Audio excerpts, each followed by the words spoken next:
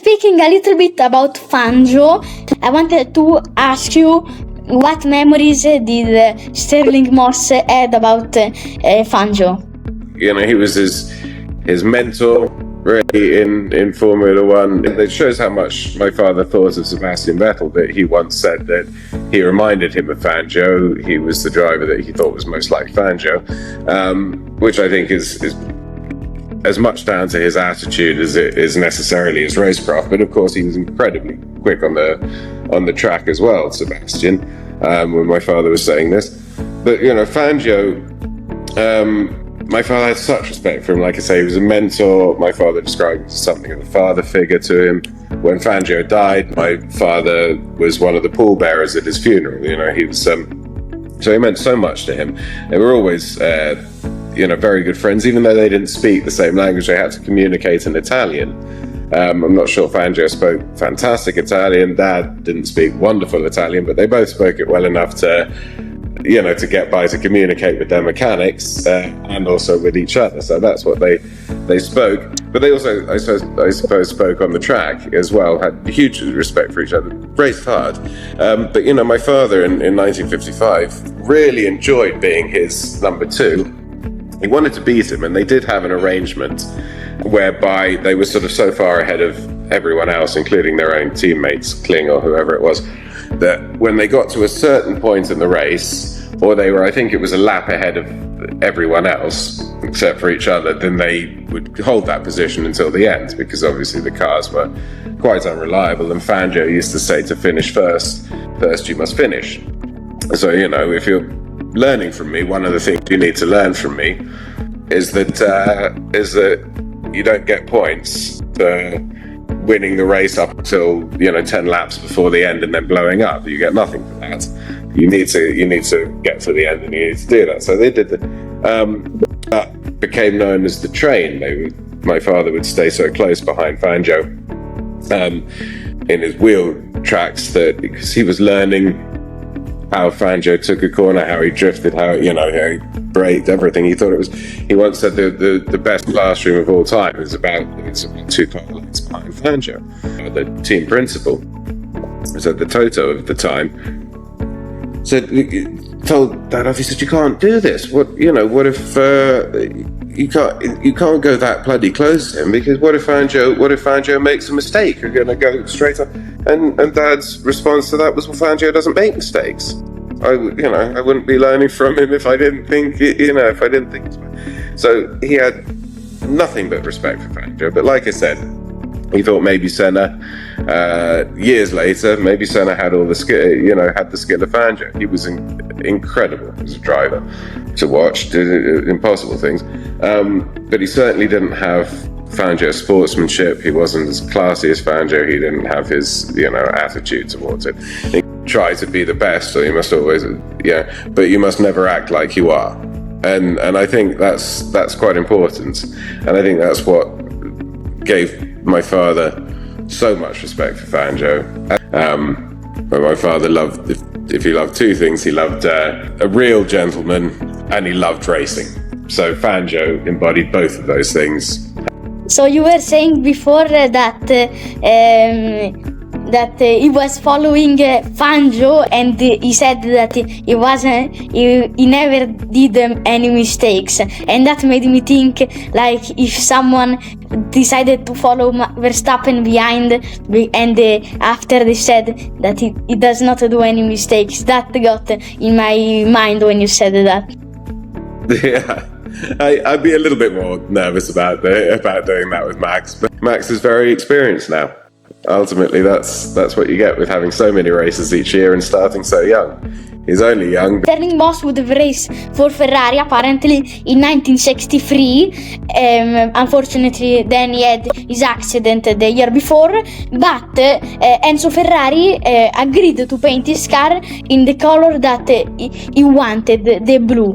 This is the sign that Enzo Ferrari loved Stirling Moss, like I said to you at the start of the interview. In fact, in his biography, Enzo Ferrari wrote that he was is the best driver with Tazio Nuvolari. And what did your father say about the relationship with Enzo Ferrari? Well, it was a very, one of mutual respect, but it started very, very hard, actually. It was even a bit more than that. So it was 1962, and Ferrari had been hounding him for years to drive for him. But, this goes back to, I think it's 53 or 54. I should have checked this before coming on today.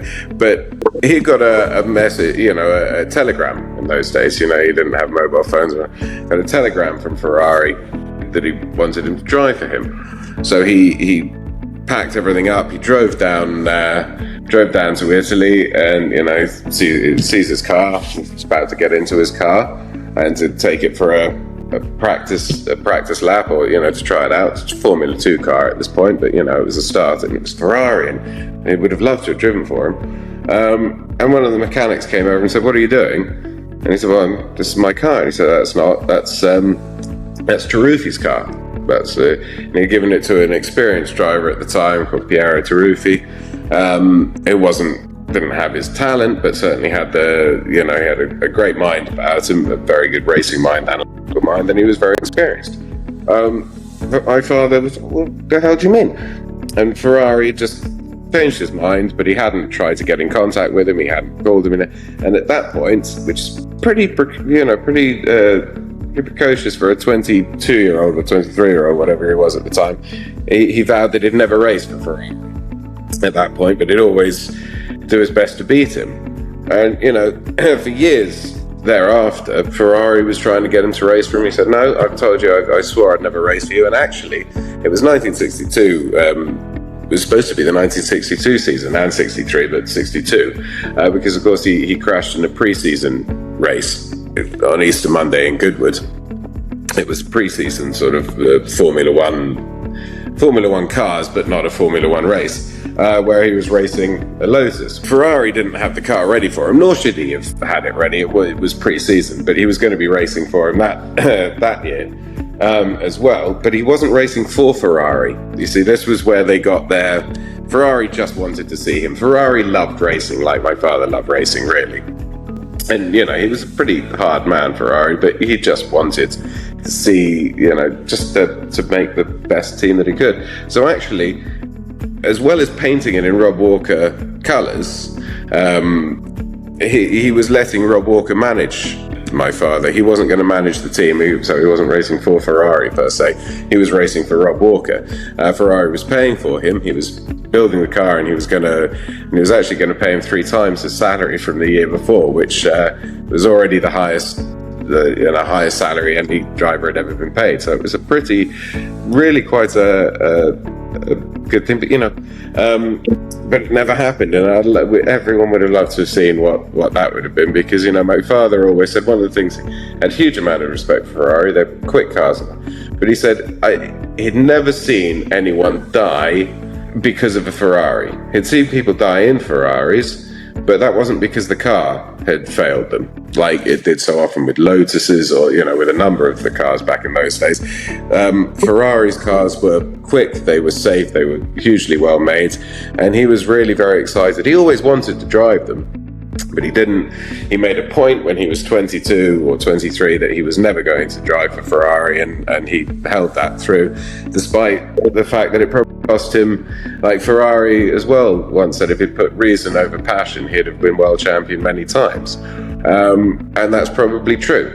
But then if he'd put reason over passion, he wouldn't have been Stirling Moss, and I don't think Ferrari would have liked him as much for it. When I was 1 year old, I've got it here actually, I've got a telegram from Enzo Ferrari. Enzo didn't always get things right, but I got a telegram from Enzo Ferrari saying, "Happy first birthday, young Stirling Moss, certain future champion of Formula One." So there you go. I never even raced in Formula One. He didn't quite get that one right, but it goes to show the sort of respect they had for each other. I mean, my father thought he was, probably the best team principal. They really had the best team over a period of time. And they ended up liking each other, I think, quite a lot. But in the early days, not so much. Well, thanks, Elliot. It has been a pleasure to interview yourself, and I've read also this book of your father that basically that is named "How to Become a Driver," and so it says everything in this book is very old, you can see, and I studied a lot for this interview, so I want to thank you because it has been really interesting. Thank you so much. Well, I'm hugely impressed, and may you go from strength to strength. No, I think, I love what you're doing. I think you do a great job. Thank you, Elliot.